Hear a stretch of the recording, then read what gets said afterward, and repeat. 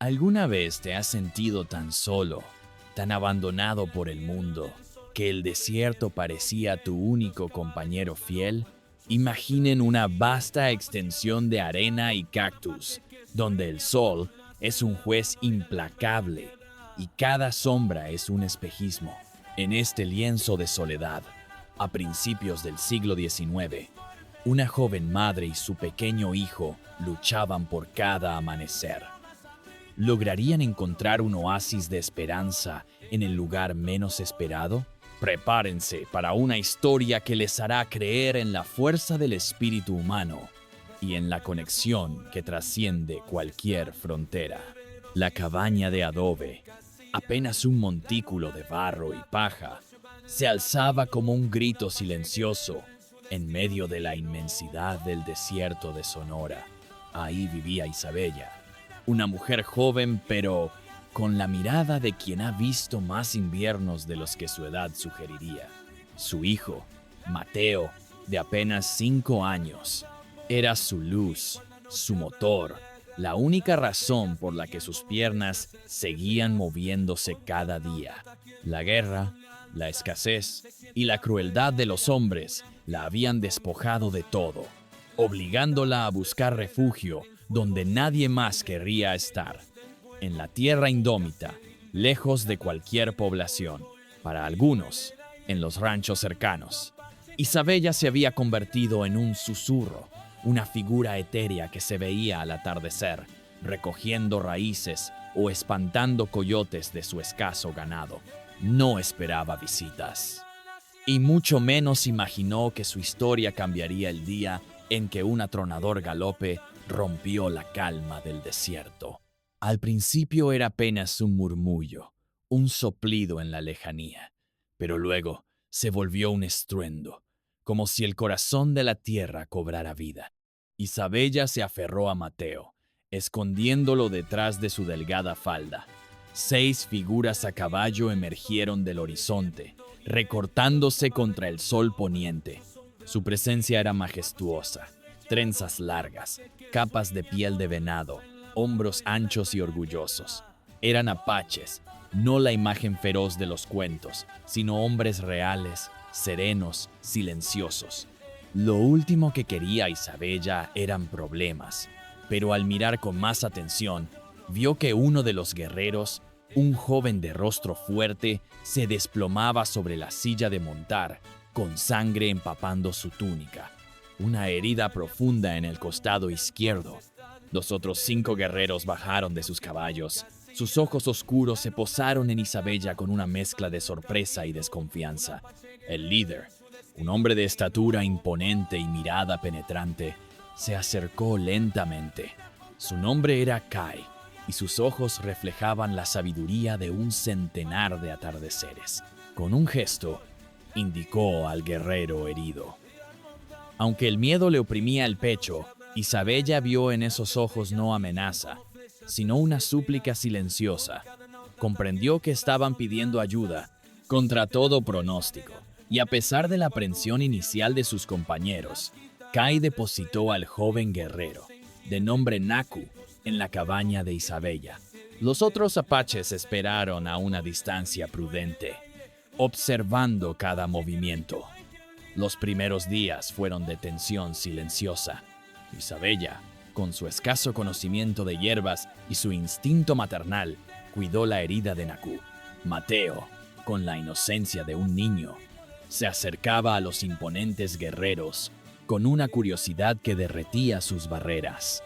Al cuarto día, mientras Isabella le cambiaba los vendajes a Naku, este le preguntó, con una voz rasposa pero clara: ¿por qué vives aquí sola, mujer de piel clara? Isabella suspiró, el eco de su pasado resonando en la pequeña cabaña. Le contó, con palabras entrecortadas, la pérdida de su esposo en la guerra y cómo había huido de la crueldad de una sociedad que no la comprendía. Naku la escuchó con atención, sus ojos oscuros fijos en los suyos. Con el pasar de las semanas, Naku se recuperó, pero no se fue. Los otros apaches, después de unos días, se despidieron, confiando en la sanadora. Naku permaneció. Tallaba pequeños animales de madera para Mateo, dejándolos en la puerta cada mañana. Compartía las historias de su pueblo, de los espíritus del desierto, de la danza del sol y la luna. Isabella le enseñó a leer algunas palabras en español, y él, a su vez, le enseñó el lenguaje de las estrellas y el canto del viento. La relación entre ellos florecía como un cactus en flor en pleno estío. No era el amor apasionado de las novelas, sino una conexión forjada en la necesidad, el respeto y una profunda comprensión mutua. Mateo encontró en Naku la figura paterna que nunca había conocido, y sus risas llenaron la cabaña, antes sumida en el silencio. Isabella, que había creído que su corazón estaba sellado para siempre, sentía una calidez que no recordaba. Era una transformación lenta, sutil, pero innegable. Si están disfrutando de esta historia de resiliencia y conexiones inesperadas, no olviden suscribirse a Historias de Época en Sonora para más relatos que tocan el alma. La paz en el desierto, sin embargo, es tan efímera como las nubes de polvo. La noticia de que una mujer blanca vivía con un apache llegó a los oídos de un ranchero colindante, un hombre llamado Don Ramiro, conocido por su brutalidad y sus prejuicios arraigados. Don Ramiro había perdido ganado en los últimos meses y, sin pruebas, culpó a los apaches. Al enterarse de la inusual convivencia, decidió que Isabella era una salvaje que había traicionado a su propia gente. Una mañana, el polvo se levantó en el horizonte, anunciando la llegada de Don Ramiro y sus vaqueros. Venían armados, sus rostros torcidos por la furia y la ignorancia. «Sal de ahí, mujer. Has profanado la pureza de nuestra raza con un salvaje. Entrega a ese indio y te perdonaremos la vida», gritó Don Ramiro con voz atronadora. Isabella se interpuso entre Naku y los hombres. Su miedo se transformó en una fiera determinación. Naku, con un arco en la mano, se mantuvo firme a su lado, dispuesto a defender a la mujer y al niño que ahora eran su familia. La tensión era palpable. Don Ramiro estaba a punto de ordenar el ataque cuando Naku, con voz grave y resonante, comenzó a hablar en español. Un español que sorprendió a todos por su fluidez y respeto. «He vivido en estas tierras más de 20 inviernos. He aprendido de sus costumbres tanto como de las mías. Esta mujer me salvó la vida. Su corazón es más grande que cualquier desierto.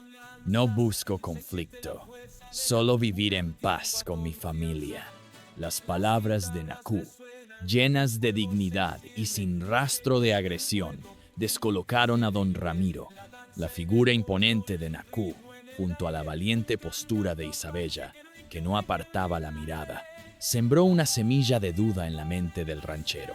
Uno de los vaqueros, un hombre mayor y más sabio, intervino. «Don Ramiro, este hombre habla con respeto. Quizás haya otra manera. La sequía nos afecta a todos. Quizás él pueda enseñarnos cómo encontrar agua, cómo sobrevivir aquí». El silencio se cernió sobre ellos. Don Ramiro, por primera vez, vio más allá de su propio odio. No era una rendición, sino un destello de entendimiento. Con un gruñido, ordenó a sus hombres retirarse, aunque les advirtió que los estaría vigilando. A partir de ese día, la cabaña de Isabella y Naku se convirtió en un faro de una nueva era. Poco a poco, la desconfianza cedió.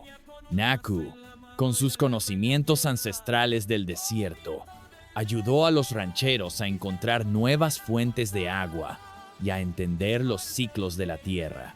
Isabella, con su bondad y su capacidad para tender puentes, se ganó el respeto de la gente. La comunidad empezó a verlos, no como un apache y una mujer soltera, sino como Naku e Isabella, una familia que había encontrado la felicidad en la adversidad Mateo creció fuerte y sabio, aprendiendo de ambos mundos, un puente viviente entre dos culturas. Era la prueba de que no importa cuántos inviernos sobreviva tu corazón, la primavera aún puede florecer inesperada y hermosa, que el amor y la aceptación pueden surgir en los lugares más áridos y entre las personas más dispares. La verdadera fuerza no reside en las armas, sino en la capacidad de abrir el corazón y ver la humanidad en el otro, sin importar su origen. Si esta historia les inspiró a ver más allá de las apariencias, denle un me gusta a este video y compártanlo con quienes crean en el poder del amor y la redención. La historia de Isabella y Naku se convirtió en una leyenda en las tierras de Sonora, un testimonio de que el amor verdadero no conoce de fronteras, prejuicios ni colores de piel.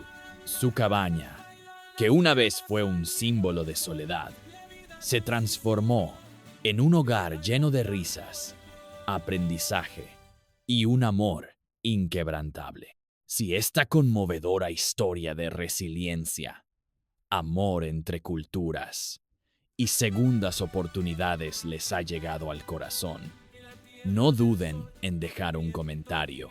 Nos encantaría saber qué fue lo que más les emocionó de esta historia dramática con final feliz en el desierto de Sonora. Y no olviden suscribirse a Historias de Época en Sonora para no perderse más relatos de la frontera, romances históricos y historias de nativos americanos que les transportarán a otra época. Gracias por acompañarnos en este viaje por el salvaje oeste.